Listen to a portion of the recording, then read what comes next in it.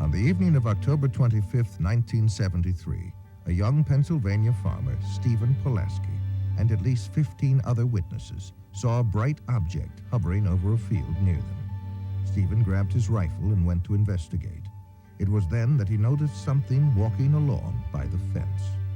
They were hairy and long-armed, with greenish-yellow eyes, and a smell like burning rubber was present.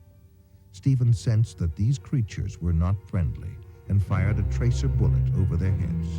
And when they kept on coming, he fired directly at one of them. The creatures then all disappeared into the woods, and the glowing object disappeared from the field instantaneously. UFO researchers as well as a state trooper were called in to investigate. When they arrived, the people there told them that Stephen had been growling like an animal and flailing his arms. His own dog ran toward him, and Stephen attacked the dog. Stephen then collapsed, and after a time began to come to his senses. The entire group commented on the nauseating, sulfur-like odor that was present.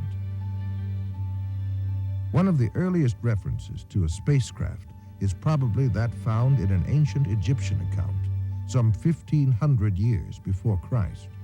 One of the characteristics of that craft was the foul odor that emitted from it.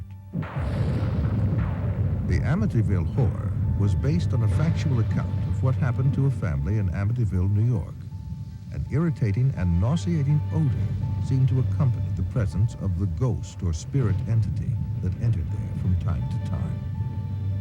Whitley Strieber wrote of his abduction experiences in his book, Communion. He said he could smell their presence and that it smelled like sulfur. On October 11, 1973, Charles Hickson and Calvin Parker